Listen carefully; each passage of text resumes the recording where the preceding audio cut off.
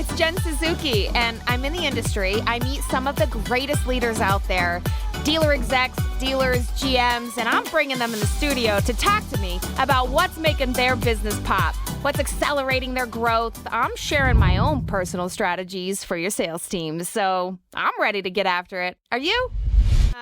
Well, welcome back, listeners. I've got Jason Knight, the newly appointed CEO at Lotlinx. He's also a co-founder. And not only that, but he's also a chairman. And I've got Jason with me here today. Welcome, Jason. Hey, everybody. Thank you for having me, Jen.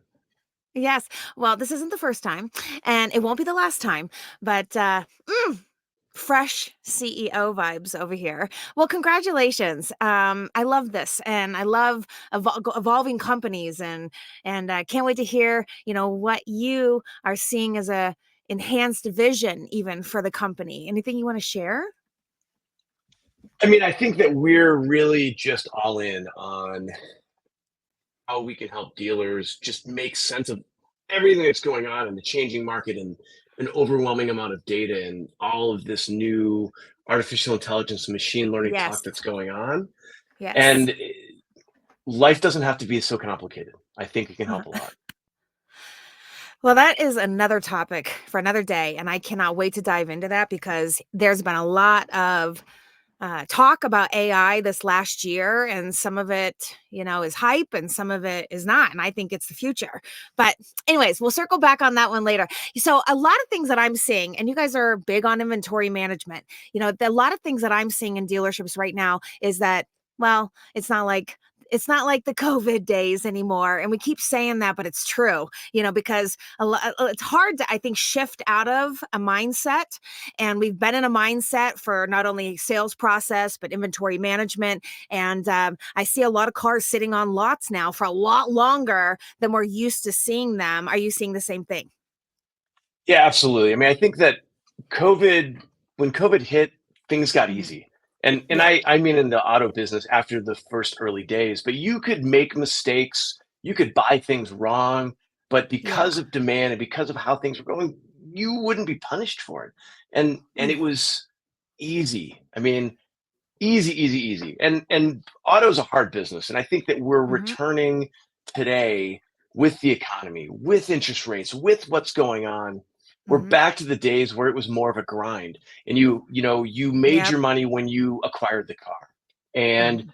little changes in what you're doing and how you're managing your business and how you're managing inventory can make massive changes in profitability and turn Mm. rate.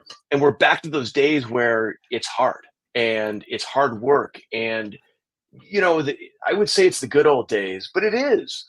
Now the really good operators can continue to get Mhm. ahead. Mhm. And, the folks who COVID and just the pandemic changes made up for a lot of weakness are going to get hurt. And I think that that's going to be a big shakeout in the industry coming out, but it's harder today than it was. I've seen a lot of complacency, and it is hard to change, especially when you're used to doing things a certain way and we get into an equation and we get into a routine. And that complacency in the approach oftentimes impacts that inventory management, the acquisition. Can you share with us that you flagged and said, all right, look, this is something we got to be mindful of. We need to flag it. And then here's how we address it and override it. Yeah, I think there's a couple of things. One is, we touched on it, we'll touch on it again, I'm sure, is that there is so much data in the market Ooh. that the dealer can use, Mhm. competitive activity, what's going on with shoppers, where are incentives, that I think it can almost be overwhelming, analysis Mhm. paralysis. So I think that there has to be ways, and we need to develop, and we have developed ways to take that information, synthesize it, and make it actionable for the dealer to use to better go to auction, to how they Mhm. price their inventory, to how they merchandise their inventory. I think that's one thing. I think the other thing is that we really, as an industry, have to get back to the fundamentals of, what do Turn. consumers want? We're Mhm. seeing everyone's EVs are a huge topic of conversation. Mhm. They're still growing in market share, but slower. They're Mhm. sitting longer. Mhm. Different price points are now Mhm. much harder to sell than they were because rates and consumer concerns and things like that. All of that needs to get taken into account, and I think we've done a bad job as an industry embracing inventory management systems and inventory management technology, which can streamline a lot of operational issues and drive more profitability and faster turn rate and all those things. Really, it's flagging that. Like, the data and the tools are out there. Mhm. How can dealers adopt those, without the brain damage of, some massive integration to really drive their business forward? Because it's more competitive. It's just harder. It is, and there's a lot of cars sitting there for longer, and there's also a lot of used car values on EVs, for example, that have taken a dump, and there's just Oh a my lot of new God, for sure. challenges. Mhm. I was just reading about dealers talking about how they're having to take back in a bunch of EVs because consumers didn't like the range, or the anxiety wasn't what they wanted, or electricity has gone up, Mm, and it's put so much of the burden back on dealers to keep consumer sentiment, or not mhm, sentiment, uh-huh, um, consumer feelings high, not only about them but about the franchise and everything else. It's really about, what can I do with that so that I'm not mhm. hung with this car for this. I had somebody today who's like, I don't want to sell more golf carts, I want cars. Okay. It's maybe not that bad, but it's heading that direction. There's a lot we need to work on. Yeah, well, I know I mentioned this to you off, this conversation, but I was just at NADA Academy last week, and we were talking government affairs and some of the EV, uh, challenges, in with the government, and it was asked, to the, GMs that were in the class, how many new car EVs do you have on your lot that have been there for a year? Everybody's hand went up. A year and a half. Still pretty significant. I'd say at least 30% of the room had a car sitting there for a year and a half.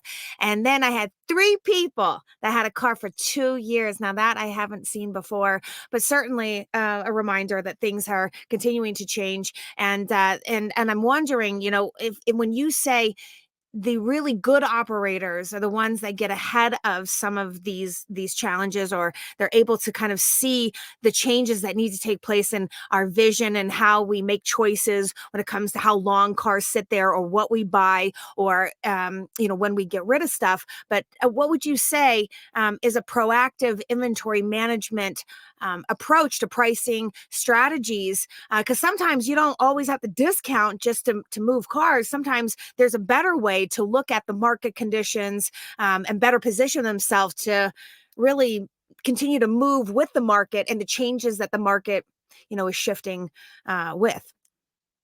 Oh my gosh, there's so much in that to unpack. I think that absolutely it's a dynamic market. And so, Yeah. even if you buy it, let's start with, even if you buy it right and you Okay. have this just total cherry that you are ready to move, Yeah. what can happen the next day is that can all change because your competitor gets in different product.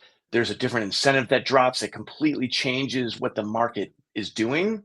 And so I think Yes. that we have to embrace dynamic pricing, dynamic merchandising, because what is today isn't necessarily what's going to be tomorrow. And so Oof. many of the tools that folks have at their fingertips today are rear view mirror looking. So, what was average days to sell last month, or in the rolling 90 days, or something like that. That's important. There's value there, but it's Yeah. also what's going to happen based on consumer demand, or weather, or Economic stocking around changes. me. Oh my God, absolutely. It all Hmm. changes. The Fed, Yeah. God forbid, raises rates again. All of that forward looking information Hmm. is available to use if you use the right tools. And so I think as an Oh, industry, we need to embrace, dynamic, forward looking strategies that take that information into account, not trailing 90-day. So I think that's one massive thing that happens.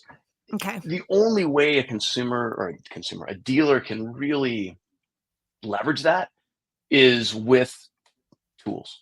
I think machine learning is going to be revolutionary. We already know that Yeah. everyone talks about artificial intelligence, and Mhm. everybody who's Mhm. calling on a dealer says, "Oh, I have AI this," and Everyone. everyone. I mean, Everyone's an there's AI a coarse company now. analogy that we use that, yeah, it's crazy. That's marginally true. I mean, if you're using any social or any Google product, you're using AI, may not Mhm. necessarily be optimized for what your biggest issue is. But machine learning, we're going to see this, I think, looking back. And just like the internet, you had the folks Mhm. who embraced the internet and Mhm. succeeded, and the folks who were like, it's a fad, it's not going to stick around, and really suffered. Machine learning is going to be the same way. I Yeah. really think that the ability to take the the blocking and tackling that is just not core to what general managers and owners and used car managers are doing, away from them, so they can get back to what they're really great at, which is product selling, talking to the Mhm. consumer, and Mhm. closing the deal, Mhm. is Mhm. revolutionizing to what's going Mhm. on. Mhm. Awareness of that and incorporation of that by dealers. I mean, we see less than 13% of stores embracing this technology. Come on, That is a really? huge, I swear to God. I mean, it's Mm, shocking. It's that out is. there. People Mhm. are concerned. What is it going to do? Is it going to put me out of Okay. business? It's not. It's going to only help your business and help your employees. It's enhanced productivity and efficiency, bottom line. That's right. And who doesn't That's right. want that? So, actually, I am surprised to hear that because, look, I mean, you guys are the pioneers in AI VIN level marketing. I mean, and if there's one thing we've all learned in the last year is that Chat GPT is like a real thing and it can be integrated into our lives on a regular. In fact, I use it probably on a daily. But what I was going to share with you is that in a lot of my classes, when I'm teaching in dealerships, I now ask them, are you leveraging ChatGPT in your business and how? And it's very infrequent that you'll see it on a consistent basis. And if there's one thing they'll say used car descriptions. They do say that. But I say also, because I'm big on service and sales process. How are you leveraging that consistently in your sales? And to your point, it is actually less than 10% of the room, which is hard for me to believe because it's such a predominant piece of my daily life. If you're generating content. So, and kind of going back to what you're saying, it's like AI has been out there for a long time. People are just kind of hip to it in the last year because it's been so public. But as I've learned in leveraging AI, the more it gets to know you, the more it gets to know your business, your market conditions, your pricing, your cars that you stock, the months, the exterior factors like rate, the government with Sure. rates or economic conditions. It's factoring all of these things. There's climate induced changes to inventory and things like this. But when you're talking to the AI and you're experiencing it and it sees your actual business model on a regular, it really gets to know you and can help you make better decisions with your pricing and your inventory and what you decide to acquire at what times. Can you shed a little bit of light on striking that balance, with stocking the right inventory and leveraging AI or machine learning, so that you're avoiding, challenges like overstocking? I mean, machine learning is good at predicting outcomes. That's what Yes, it's for. that's And what it is. so as it takes in that data, it absolutely improves. And there's, these incredible stories and videos, and people can find them where, you have machine learning to play video games. And you see it's just so bad. And at the end, it's expert level. Really? It's like Pong. I mean, I there Mm, was this, years ago when it was not as hip as it is, and we were talking about it. It's really cool about how it learns, but it does that for your business. And mhm. so, one thing we've seen is that we've been tracking every single vehicle for sale for more than a decade.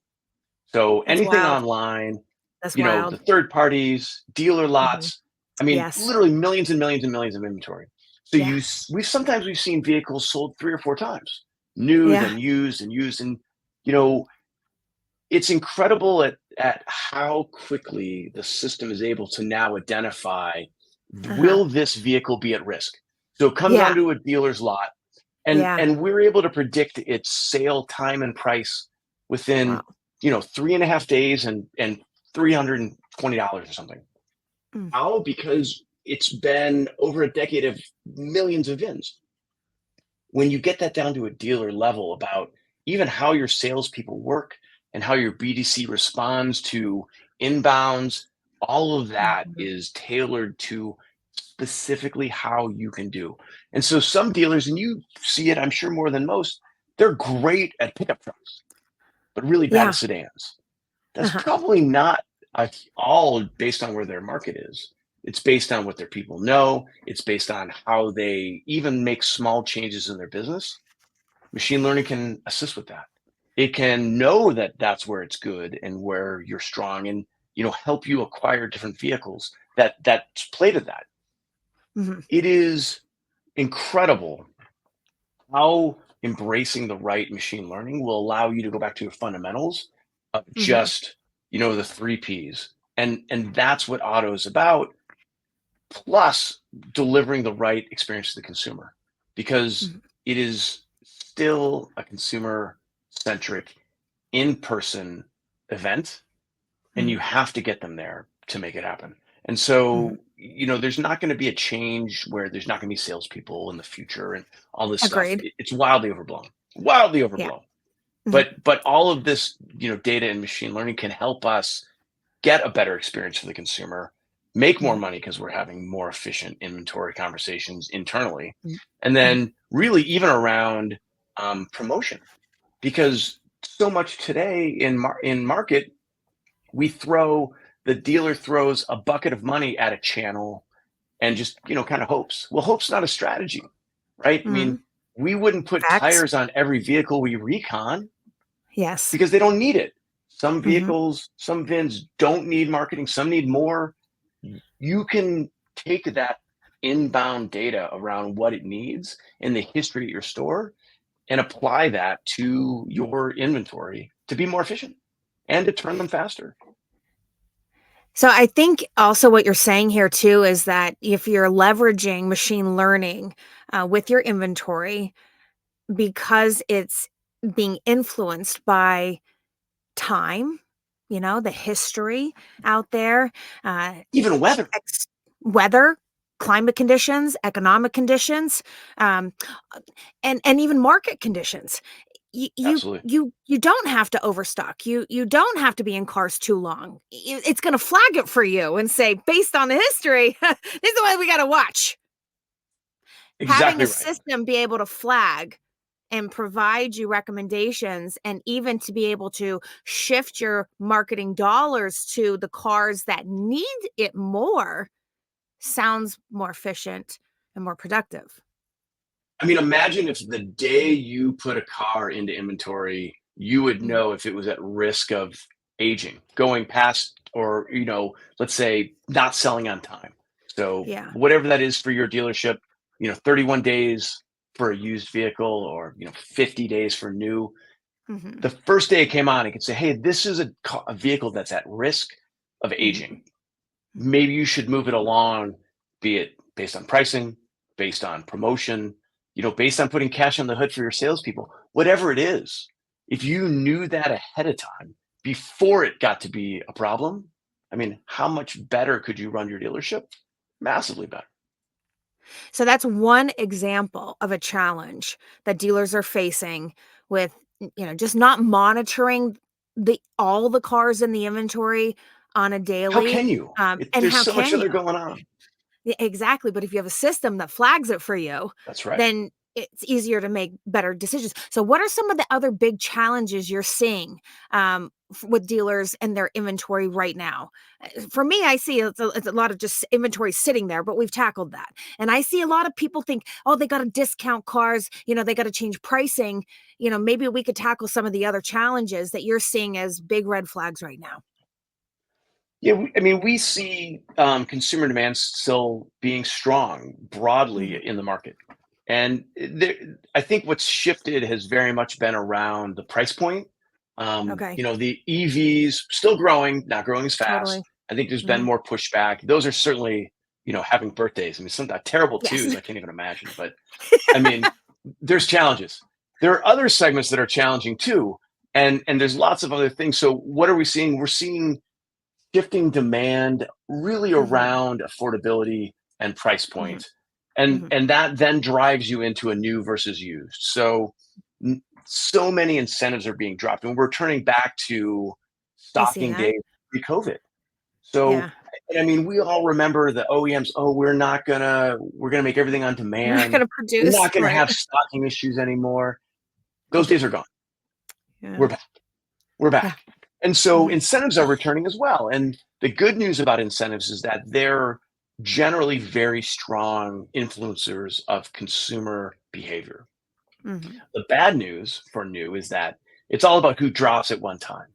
And so I think for most dealers, for most franchise dealers, you kind of have new what you have.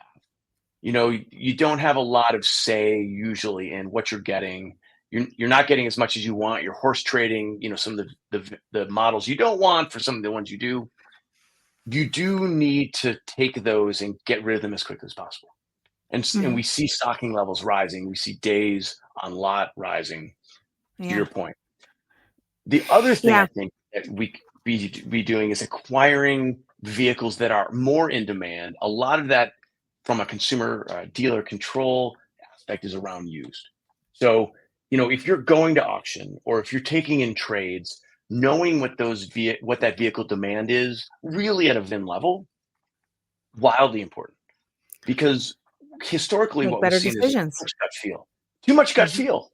You know, Mhm. I Yeah. talked to a Good friend who point. has a store and he said, my used car guy bought a Land Rover 4 months ago and crushed it. Had so much gross. It was such a great car for him. But now every time he goes to the auction, he looks for Land Rovers. Yeah. That may have been a one-time That's event. real. And what you really need to do is how has demand changed in my Mhm. market for my store and take that data and leverage it to go acquire those cars. You know, one of the things that you talked about chat gpt, we have a proprietary chat tool that uses all of this machine learning. We call it Lex. And you're able to ask Lex questions Mhm. around, what are the 10 most popular used vehicles in my market right now? I mean, that's an incredibly powerful tool to take and then go to Huge. auction or when a consumer comes in. And if you can take that and then say, when you're reviewing a vehicle on trade or one, like, hey, what's it going to sell for? And is this vehicle going to turn or is this going to be a potential risk vehicle for me? Your Mhm. ability to acquire, you know, vehicles the right way up front radically changes. What's the old saying? You make money on a car when you buy it, not when you sell it. Mhm. And usually, we talk about everyone wants to be a car dealer. You don't want to be a car collector because that's where you start to get into the P&L issues that hurt. And Mhm. you know, kind of most folks will generally have about what they'll sell every month because they've been Yeah. around, because their awareness, because of their activities, their marketing, whatever. And then you have this sort of 25-30% that just you got to move them or they just start, collecting. Collecting Some floor of them could plan. be EVs. That's right. And once you Yeah. get past final pay, man, you own that thing. Or when Yeah. it's a used vehicle, a lot of folks don't finance that. Now you're fighting depreciation. And so it's how do you optimize those turn rates so you have enough, you have the right units, but you're turning them fast enough that you're making money still because it's a radical difference in profitability. Excellent. Ask Lex.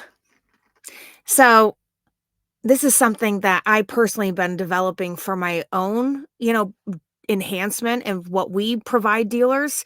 I'm not there yet, but it's the same concept because you're the expert. You're the subject matter expert in inventory management because you've been on the block for so long and you've got all of this data and all of these data points to pull from.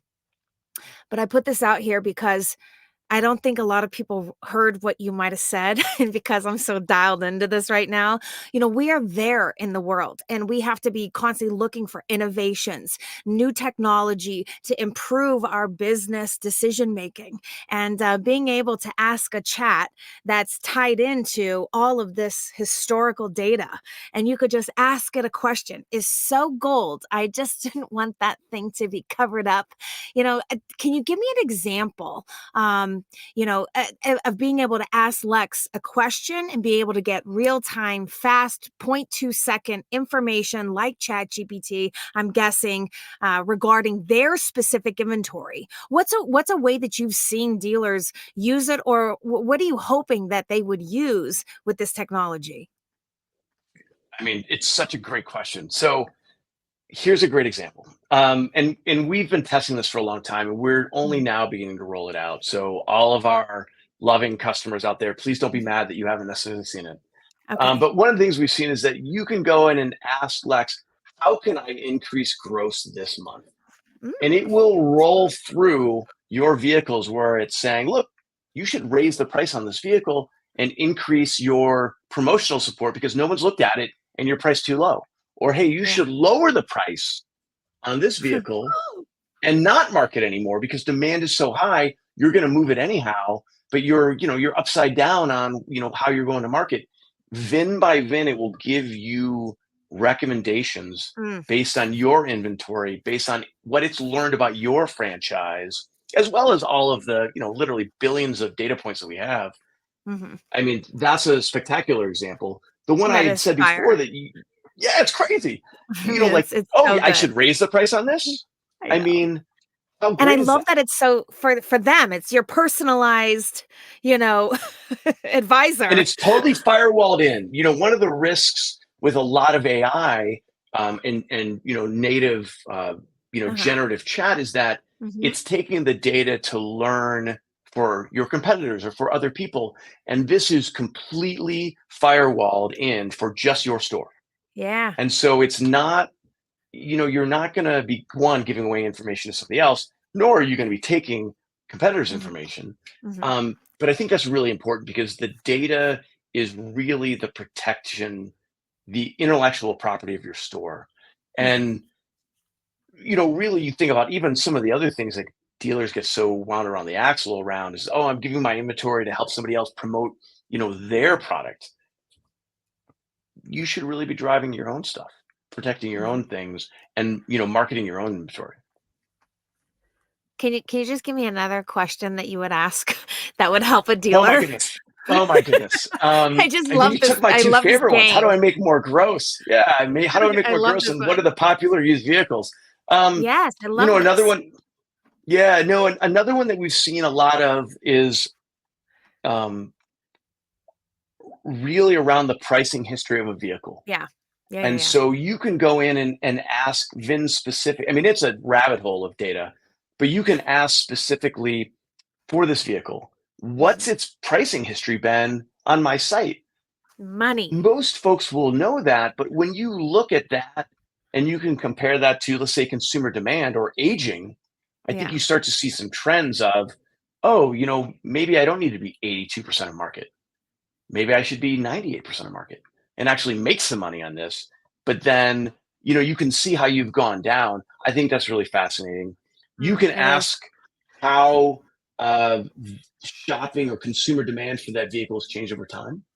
So Oh, you can ask it that, and it will show you graphically, what it looks like, and not just on your dealership, but from a market standpoint. uh-huh. Even at the what we call the VIN 10, which is sort of model and build level, it will tell you what demand's been like. Okay. And so again, it can help you around with how you stock. And Lex is great for the dealer being proactive about their questions, but all of that data is in the system driving recommendations proactively to the dealer as well. Understood. Yeah. Yeah. Yeah. I just love the instant gratification. I don't have to hunt for It's our world anything. I today. just love yeah, I just like asking and get my answer. I don't wanna do research. I don't wanna figure out. I don't wanna click buttons. Where is it? But that's a And you key shouldn't have to. innovation. Well, I Yep. love that you No, guys it's are it's incredible. recognizing that. Yeah. And I and I think think it that people aren't even hip to that game yet. You're ahead of I the don't game think they as are. usual. And yeah, well, I mean, you don't want to be too far out in front, but it is revolutionary. It And is. and anything that we can do or that anyone can do to help dealers utilize all of the Mhm, tools and data that's out there, I think is going to mhm, be a massive boon. I mean, one of our fundamental core values, literally we talk about all the time, is we love dealers. And so mhm. it's all about how do we arm them, or are the ones who want to be using the stuff to perform better and excel at so much of a faster rate. It kind of ties back to what we were talking about in the very beginning. We have to return to the fundamentals of good Mhm. business, buying it Okay. right, selling it on time, marketing it Mhm. correctly, pricing it well, because it's just getting harder. And Mhm. using these tools is going to help dealers do all those things and make more money and succeed and, frankly, dominate their competitors. Yeah. But let me just let me pose this, okay? Because I'm in dealerships every week and I see a lot of tech, I see a lot of tools, I see a lot of people, I see a lot of Agreed. processes, and a lot of times, I mean, I feel like this is gonna be long-winded, but it's people always say, "Oh, it's pre-COVID days. We got to get back to the basic." And I say, "Well, I think we need to realize the fundamentals, but we can't go back to pre-COVID, okay? Because like everything has Right. changed. Like this, leveraging AI into your business decision making, being able to ask quick questions and figure out, pinpointing data points that can help us Making it make better dynamic. decisions. We go to Yeah. the making dynamic, your pricing, all of this stuff. So for me, I could never go back if I wasn't doing that before. I have to do that going forward. I don't want to go back to those. But here's the thing. A lot of people have a hard time changing. And if you have legacy managers that sometimes people even say to me, I literally had a 51-year-old dealer say to me on Yeah. the phone this Careful. he Careful. said, I know, believe me. I'm like, okay, what's he gonna say? He's like, I don't even know how to log into this system and check this and that. He's like, I'm not a computer guy. I'm like, real? What? And but it's the reminder that sometimes people have been around a long time, they find ways to overcompensate, for things that maybe they're lacking by finding somebody else to do it or hire for that position or whatever. But when it comes to technology, it's like, how do you get people to change their way of thinking? How do you get people to embrace a new layer of tech that can fight off the competition, that can really help you save money, get that return on investment faster? What do you suggest? What have you seen work? What do you say to people? Oh my God, change management. So I will start with two stories, and one is, when we were starting the business, I remember talking to dealers, and they're like, you know what the internet's been to me? The internet has been four people a week coming in with a $5,000 a month, tool to help me dominate it. That's not helpful, Hmm. and that really influenced how we went to market, because we wanted it to empower, not just to entangle. So that's the first thing. The second thing is, I vividly remember calling this dealer up, and this is 2013, and the guy's like, look, man, I don't believe in the internet. I think it's a fad, and I think it's going to go away. I'm only on, I don't even remember what he said, whatever tool it was, online, because my used car manager says I have to be on it. Okay. Two things. One, you have to make it easy. And that's incumbent upon us, Yeah, the that's a let's good say the point. vendor partners, to not require 12 logins and this The and tool has to be your easy. blood type. It has to be easy. That's the first thing. Yep. Okay. You have to make it bite size. And you Mhm. have to have a UI, a user or UX, a user experience that Mhm. doesn't require an advanced degree to ask the right question to go in and make it Yeah. work. So one of the ways that we've gone around that is that we've invested a ton of money in really high quality, experienced folks. We call them performance managers, who Mhm. are ex GMs, ex GSMs, have been in the industry a Mhm. long time, have worked on every side of the desk. So they could sit down and say, Jen, I'm looking at your business, and I really think there's an opportunity for you around X, Y, and Z. Mm. Let me show you what we're Hmm. seeing. And so obviously we want folks to be logging into, our platform. We call it Lexica, to understand what's going on their own, self-serve. But you have to help them get there, because I mean, every GM has what, 10, 12 logins? I mean, you've got a I pricing know. tool, you've got a DMS tool, It's you've a got a thing. CRM, It's a RM tool, problem. inventory. It cannot be that complicated. And Yeah. so, we're actively doing things, and on our roadmap is things that, they overlay on whatever tool you're using to give you insights almost without asking, not intrusively, but to say, hey, here's some things that we're seeing on this vehicle or this model class, or opportunities in your marketplace that you should capitalize on without making you know somebody log in 3 times and ask the right question. And that's why I think Lex is amazing, but you have to be engaged with it. It's Mm. more powerful when you're getting almost notifications like you do on your phone. Mm. Hey, there are 4 VINs in your inventory that nobody's looked at, or that are priced too low or are priced too high. Then I think you're helping folks embrace the data and the technology, but doing it in a way that it's easier for them. And I think that's really powerful. You have to make it easy. And Yeah. we're actively doing that. And, look, I don't think we do it perfectly all the time. I mean, but the effort and the incentive and the drive to Mhm. do that is Mhm. there and talked about all the time. Yeah. And that's what we do with our beta partners. We call them beta partners because, we're going to break some eggs to make the omelet, and we want them to tell us, how to fix it. Mm.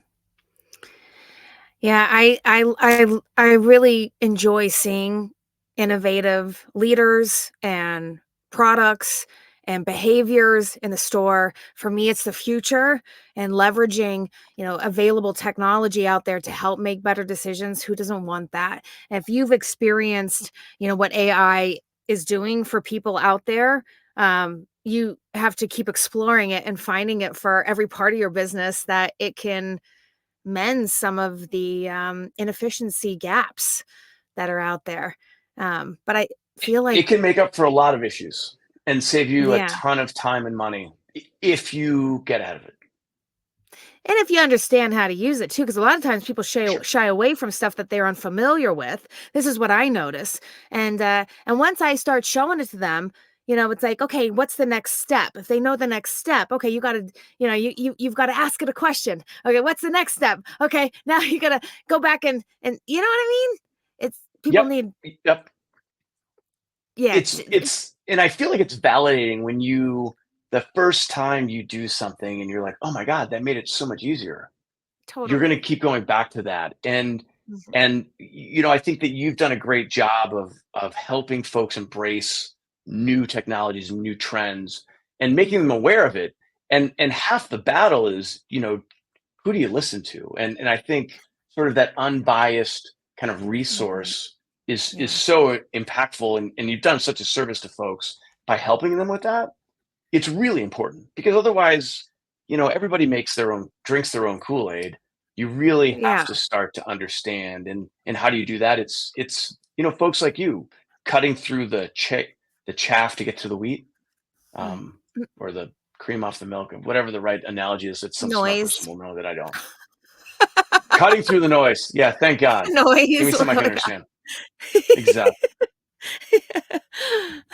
Well, this is insightful and it's exciting too at the same time to see your product continue to develop and you identify what some of the biggest challenges are, for dealers to be able to even use systems like this. I want to make it easy. How do we make it easier? And be able to, retrieve the information that's so critical to decision making today. You guys are nailing it, and I'm super excited to see what comes next. Most importantly, I'm excited to see more people adopt this, because it's changed my life. It is literally just leveraging ChatGPT into my weekly schedule has given me a solid 4, if not 6, anywhere from 4 to 6 hours. It's almost an entire day of Yeah. work back time. I mean, it's giving me time back, time that I spend with my family, time that I spend on a hobby, time cooking, time doing something else that I wasn't able to do before. And that's really been a big game changer for me. And imagine if we're able to find those efficiencies in more spots that are so Absolutely. critical. Put put that stuff on That's the name of the game. autopilot that you That's don't, the future. yeah, that all of the little decisions that you don't need to make about, Yeah. dynamic inventory, how Yep. much time could dealer get back? And dynamic pricing. I mean, oh, absolutely, of course. Acquisition, pricing, promotion, Yeah. all of Yeah, the yeah, really hard grind that a lot yeah. of folks, they're overwhelmed by. Okay. Okay, well, I can't wait to have you come back. Part 2 to come. TBD. Anytime, anytime. All right, Jason. Well, thank you so much for your insights. Congratulations on the new role. And be sure that you ping me if I need to know something that you guys are doing that nobody knows about, because I think that we need to keep exposing. Yes, ma'am. Appreciate it. See ya.